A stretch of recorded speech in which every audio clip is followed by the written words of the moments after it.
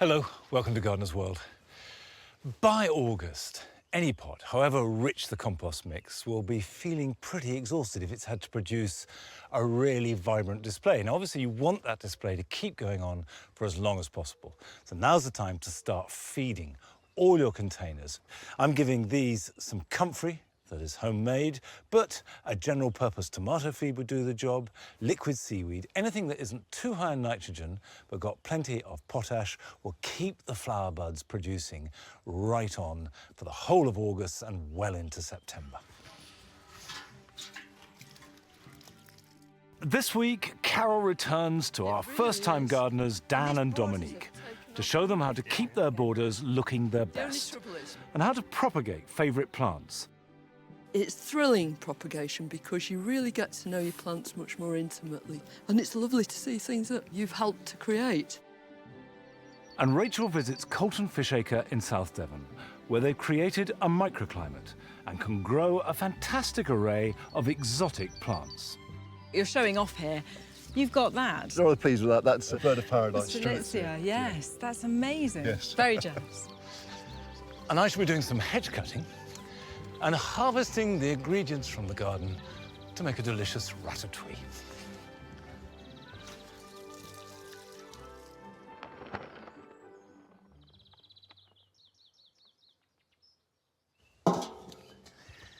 It sometimes worries me that I give the impression that gardening is just about jobs and work, whereas in fact, the pleasure you get as a result of that work is far more important.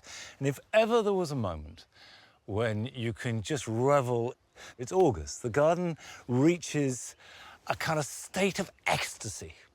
And the best thing to do is just go along with it. That's partly due to the year we've had. It's been fantastic for all the plants like the cannas and the dahlias and nasturtiums that love warm weather. And just to walk around every morning looking for the new flowers, looking for the new colours, accepting them in, realising that they're transitory. So therefore we really need to make the most of it, is to me the greatest fun in all gardening. I just noticed, talking of cannas, that this is Australis. It's worked its way up through this weeping pear. So you have canna, weeping pear, and the clematis all growing together. There you have a combination which I couldn't possibly have planned. It's pure luck. And that's fabulous. All I have to do as a gardener is relish it. On the other hand, it is worth starting to plan and think about next summer now.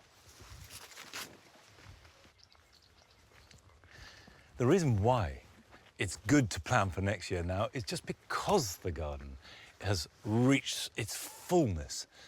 It can't get any better, but if we want to recreate this next year, weather willing, then we really need to start to notice what's working and what is not. So for example, I'm really happy with the way here in the dual garden, the buddleia and the zinnia and the calendula are all combining. They're intensifying each other's existing richness. So you need to notice as well what's not working. And there's a good example here. This is a gladioli, which was bought and planted as plum tart.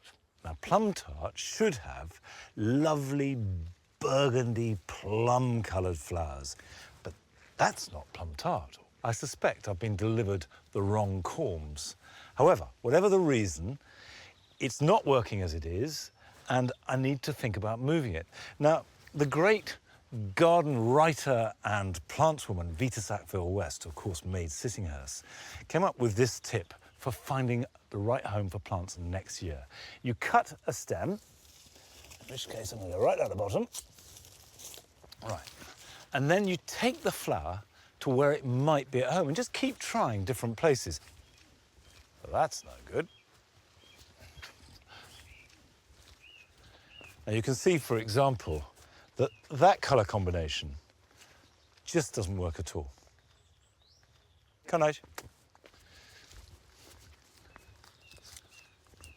Here in the cottage garden, the colour scheme is very different. It's very random and eclectic, but there are a lot of soft pastels as well as richer colours. You see, I think that is working much better.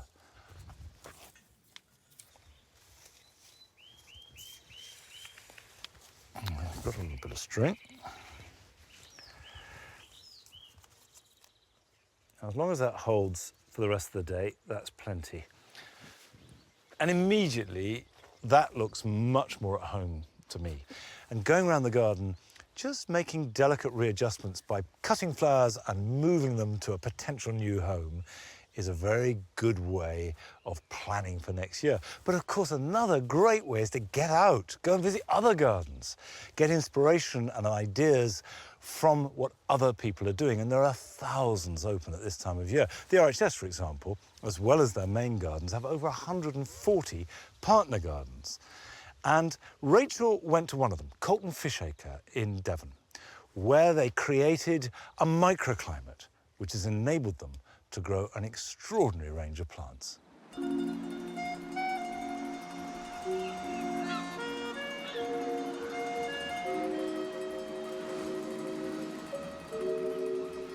When Rupert and Lady Dorothy D'Oyley Carte were exploring the South Devon coast on their yacht in the 1920s, they came across a cove with an unspoilt valley, fed by a stream, a blissfully warm climate and unparalleled views. And they knew that they'd found the perfect spot to build a holiday home and create a brand new garden. This is Colton Fishacre. Rupert D'Oyley Carte was the son of the theatre impresario behind the famed Gilbert and Sullivan operas. He also built and ran the Savoy Theatre and iconic Savoy Hotel. He and his wife wanted to find somewhere to enjoy a slower pace of life. This is the wall of the old quarry from which they took the stone to build the house. But it's now just this amazing backdrop for all these azure blue agapanthus. But this is just a tantalising glimpse of what's to come.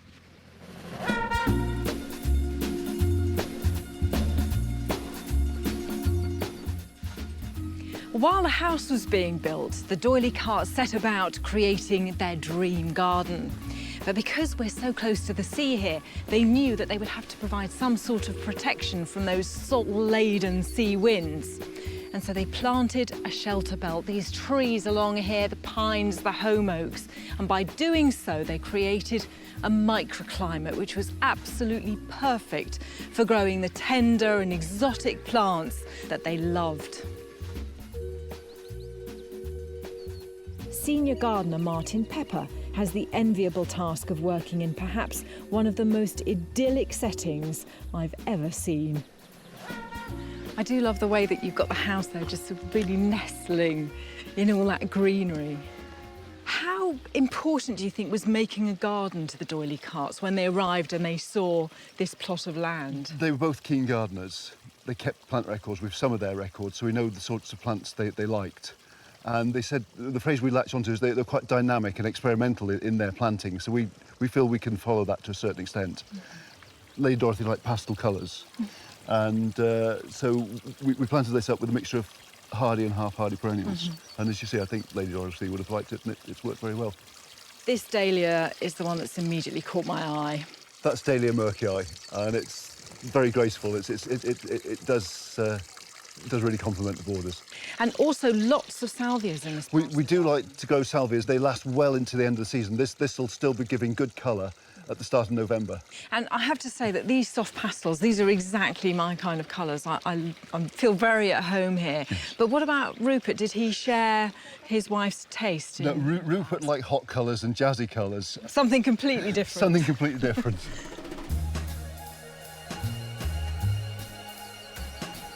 Wow, you're quite right. I mean, this is hot, hot, hot. Amazing.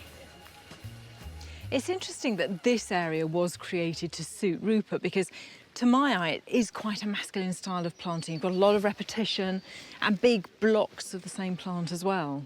I think Rupert would have liked this because we've tried to go for, as you see, the hot colours, and they contrast so well against this bluey grey stone. Mm-hmm. You've obviously got quite a lot of tender plants, obviously the cannas, dahlias, alstroemerias and so on. How do you manage them in this garden? We're very lucky. We just leave them in the ground for the winter. I'm very jealous. In fact, we have been known to lift the cannas, divide them and put them back in the autumn, whereas normally you'd be bringing them out in May. We have tree ferns at the bottom of the garden, and I see on Gardener's World you're carefully wrapping them up for the winter. Yes. And I think, thank goodness we don't have to do that. In fact, we do get the odd seedling of tree ferns coming up in the garden. It is that mild. They're that happy. Yes. There are also some cacti down there. I mean, do you leave those out all year? Surely not. Yes, we do.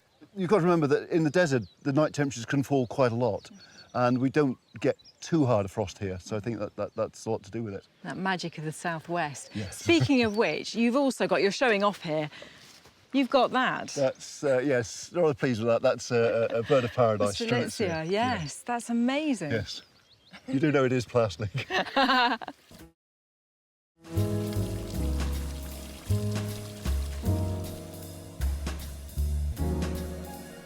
By designing a garden from the outset to offer protection to a huge range of plants, there are some absolute treasures here, like this Tigridia, which is a member of the iris family, comes from Mexico. And I have loved seeing a completely different palette of plants to those I grow in my own garden. But the only danger with seeing gardens like this when you're on holiday is you may not want to leave.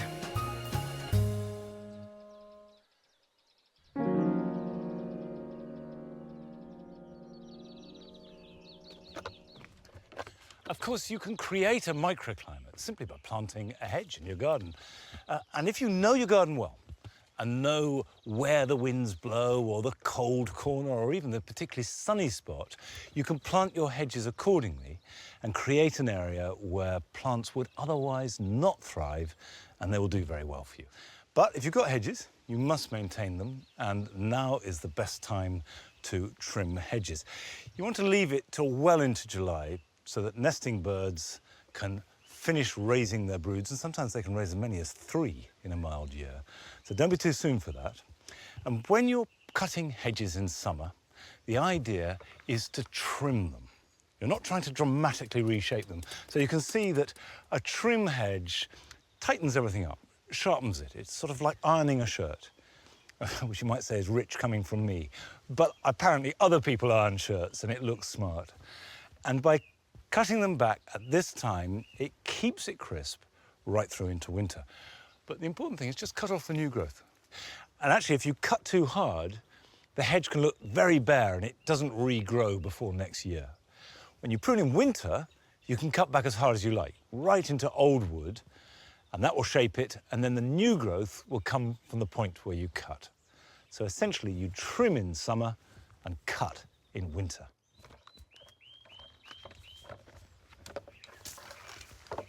One of the things that I've done in several places here at Longmeadow is to cut windows.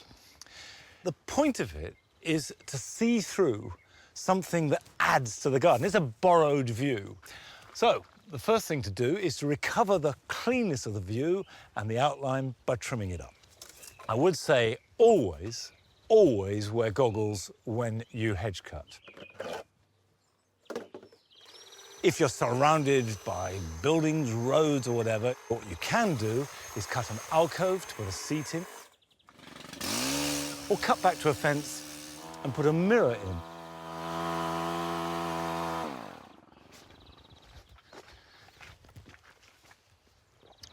It is important, if you're cutting something fairly precise, to keep standing back and having a look. I can see I've got a wonky line there. I need to straighten it up. The point is, you're putting your attention onto making the hedge into something interesting and beautiful, rather than just seeing it as a backdrop for other plants.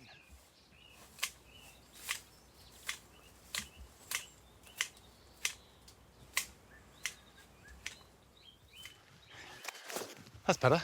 And now we've got a good view. I think if you've got a window in a hedge, one of the secrets is keep it small.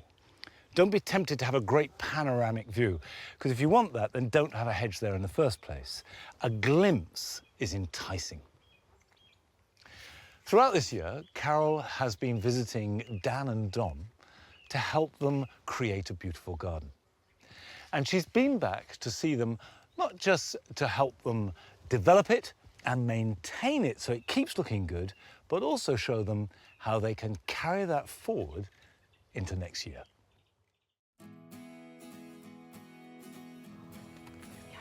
Dan and Dom have been enjoying their new garden to the full.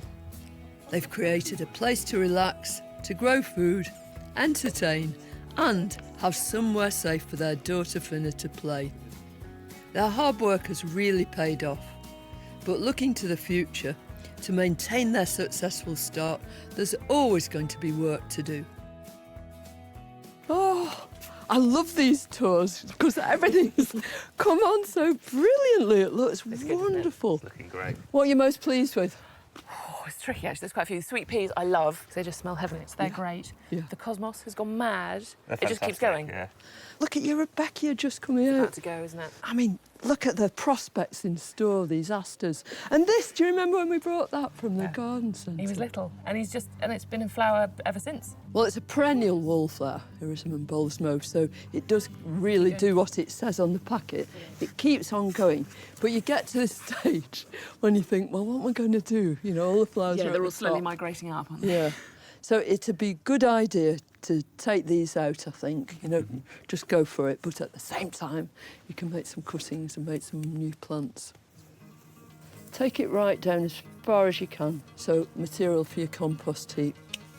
Oh, yeah, nice. And do that with a few of them, and that will expose some of the shoots that are going to make the very best cuttings material. Ideally, you always want a shoot that's not going to flower. That one there? Yeah, that looks perfect. Just use this plastic bag to help them retain as much moisture as possible.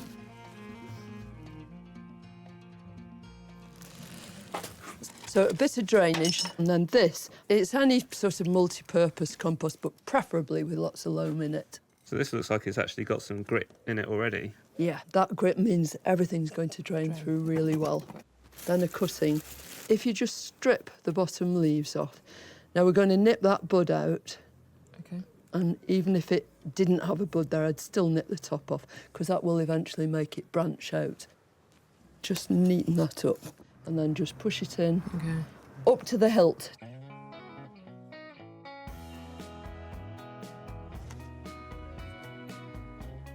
Done. That looks the best one. Now, last stage is to just put some grit on the top. Okay. It's to keep weeds out and it's to stop these rotting. Right, so it wants one really, really good drenching now.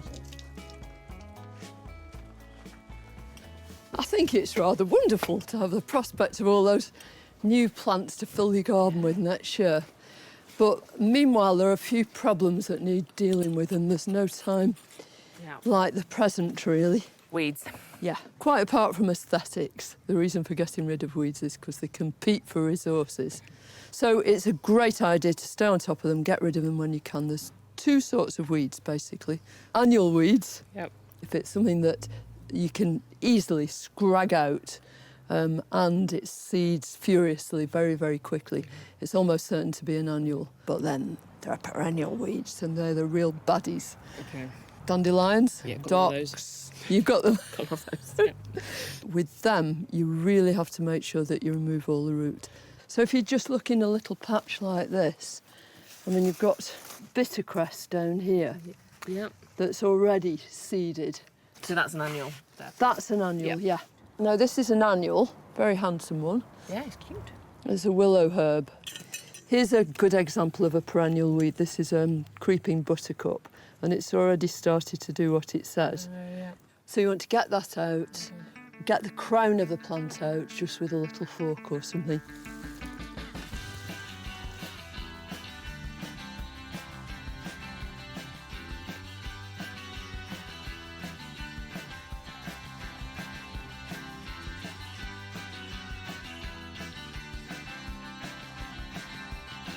Oh, yeah. Yeah.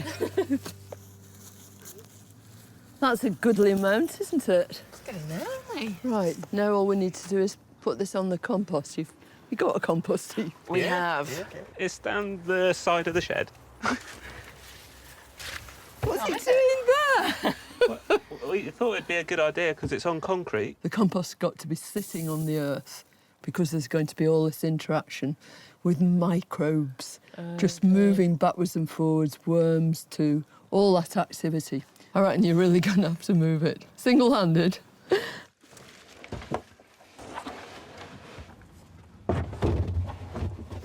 What do you think? Little to the left? No, it's fine.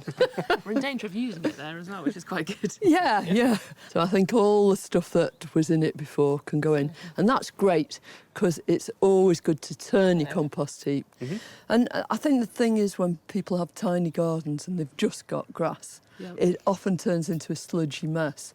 So it's a great idea if you're in that situation to include lots of newspaper screwed up, pieces of cardboard, to introduce more oxygen and get the grass to rot down. I kind of feel there must be a load more stuff that we're currently not adding. I mean, it gets the chicken stuff and it gets... The grass clippings. Any kind of vegetable waste and any kitchen waste, as long as it is on the vegetable side. All good stuff, all grist to the mill. So you'll do more weeding? Yeah. I'll go and sort out the compost. Right. I know what I'd rather be doing. Right. Me too. Yeah, Come me on. too. The summer garden's looking really good, but next time I'm taking Dom and Dan to visit a garden that celebrates autumn in spectacular fashion, for inspiration to get some autumn interest into their own garden.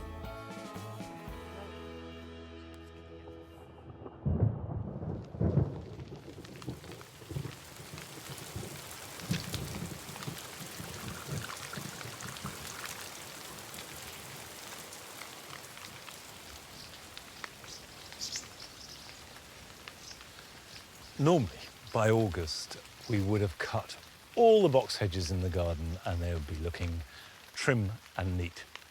But for the first time in 20 years, we've left them uncut. And that's because the box blight has spread. And with the humid, hot weather that we've had over the last couple of months, it's ideal conditions for the fungus. So it's looking bad.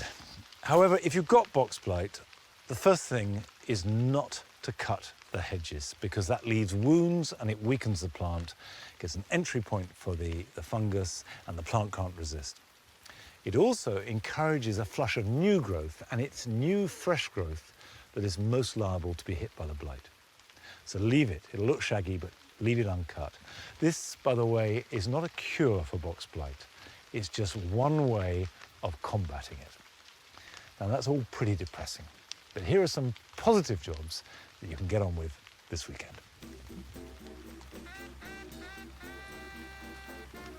If, like me, you took lavender and rosemary cuttings earlier in the summer, they should have rooted, and it's time to pot them on.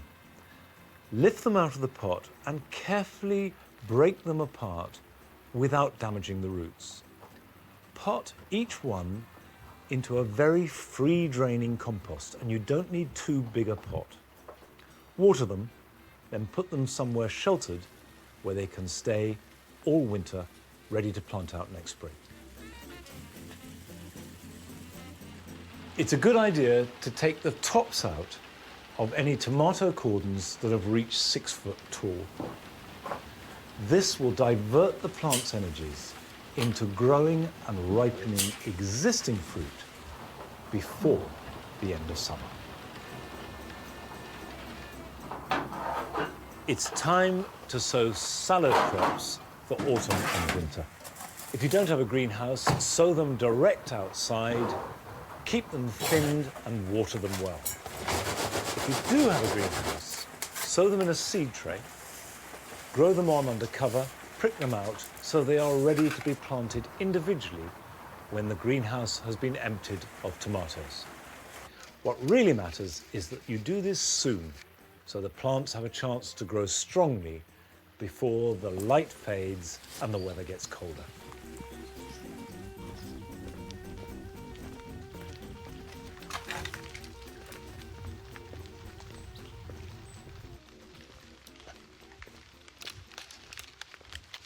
Once you get to August, there is a tendency to have masses of lettuce and then it can all bolt and you suddenly find you haven't got any at all. And the secret is just to have a constant supply. Some you sow, some that are seedlings, some that are ready to be harvested. So there's a gentle overlap and relay sequence rather than a glut. And as well as sowing some, I've got some seedlings here that were sown about 4 weeks ago, although you can still buy them. This is a salad bowl type, and I'm planting these about 9 inches apart, and they're a cut and come again variety. If it's a mild winter, in fact, they could stay in all winter and they'll regrow again next spring.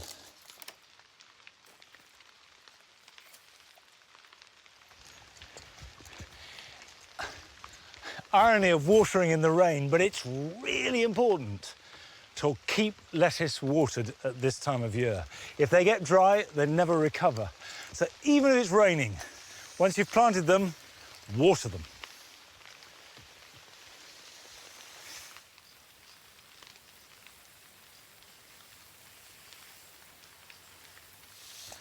Right, they've had a good start in life and they should be ready to harvest in about 2 to 3 weeks' time. But I've got a good selection of vegetables that are perfect right now. It's been a really good year for courgettes. I've got 2 types in here. I've got a green one called Black Beauty and a yellow or golden one called Gold Rush. To be honest, they taste pretty similar to me, but they look lovely. If you want to keep courgettes going, keep cutting them. That will provoke new flowers and therefore new fruits. Leave them to develop. And this time of year, they'll very quickly close down and you won't get any more. Courgettes, the first ingredient.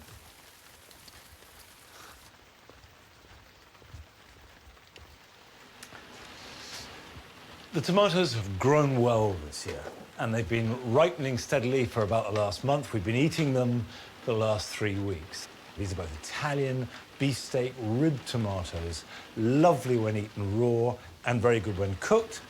And we've got Gardener's Delight, familiar cherry tomato. Again, great raw, but I like to cook them too. And it's nice and juicy, very tasty, and genuinely nicer than any tomato I have ever bought.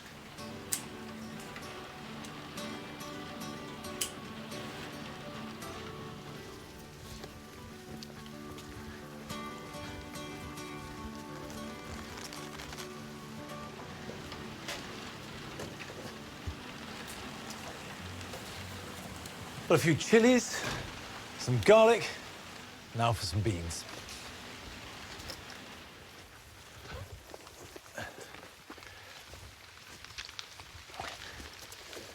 This is a purple bean called Blauhilde. It looks lovely. It cooks green, which is a pity because it would be nice if we kept the colour. But it'll be great as a final ingredient for ratatouille. You can have all sorts of things in it, but I like to have beans in it. Definitely tomatoes, courgettes, a bit of garlic. Well, that's a really colourful taste of summer. And it doesn't matter if it's raining or it's sun. It'll taste just as good. That's it for today. Bye-bye.